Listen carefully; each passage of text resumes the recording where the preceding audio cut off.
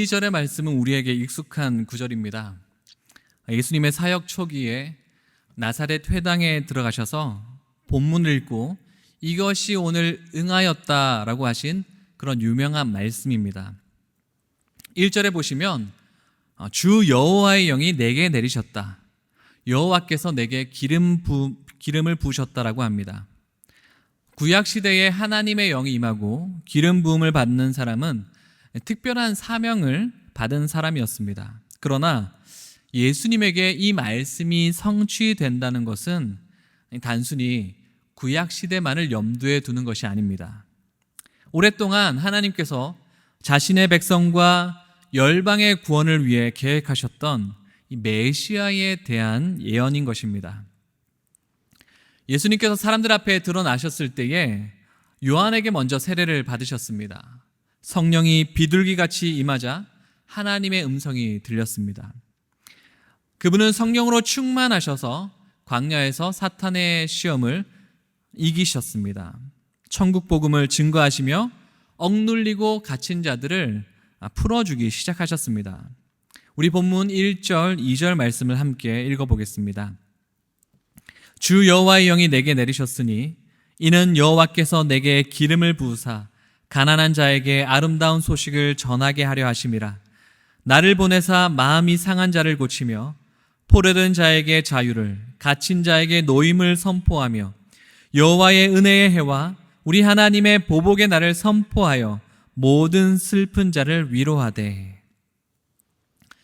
메시아가 이 땅에 오시기 약 700년 전에 이사야를 통해 예언된 이 말씀은 무너지고 소망 없는 이스라엘의 회복의 은혜가 더해짐을 선포합니다. 그러나 단순히 이스라엘의 회복만을 말하는 것이 아닙니다.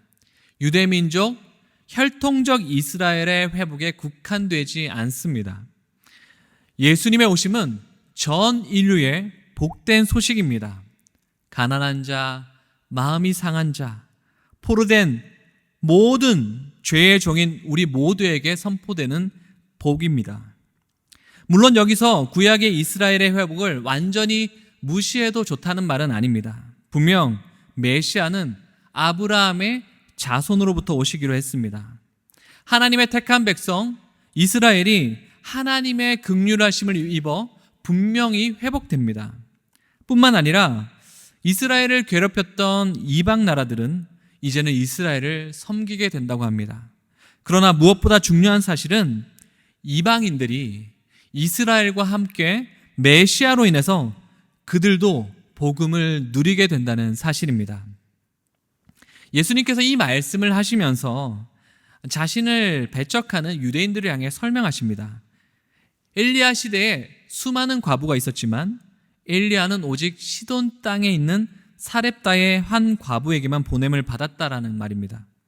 엘리사 때에 수많은 나병 환자가 있었지만 오직 수리아 사람 나아만만이 고침을 받았다는 것이죠. 예수님께서 무슨 말씀을 하시고 싶었던 것일까요?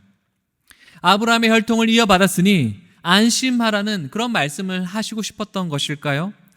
오히려 소외받고 배척받았던 이방인들이 큰 은혜를 입은 것처럼 하나님의 구원은 이스라엘에 국한되지 않고 열방을 향해 뻗어간다는 것을 말씀하고 싶지 않으셨을까요? 자신은 선민이기 때문에, 택한 백성이기 때문에 당연히 구원받는다?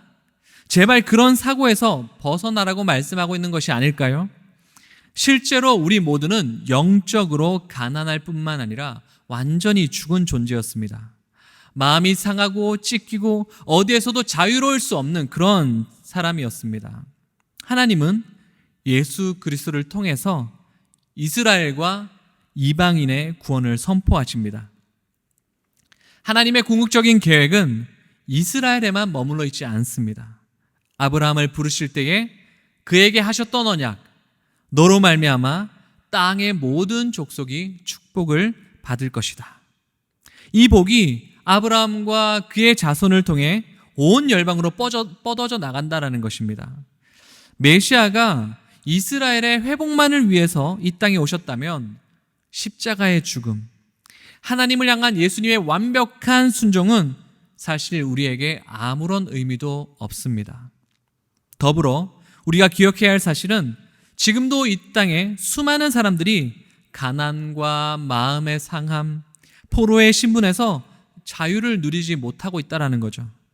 주님께서 이루어 놓으신 이 아름다운 소식을 듣지 못하고 살아가는 자들이 참으로 많다라는 것입니다.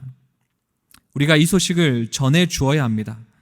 우리가 전하는 복음은 그들이 일생 동안 맛볼 수 있는 가장 귀한 소식이 될 것입니다. 오늘 하루 여러분을 통해서 주님께서 이루어 놓으신 아름다운 소식이 전해지기를 우리 주 예수 그리스도 이름으로 간절히 축복합니다.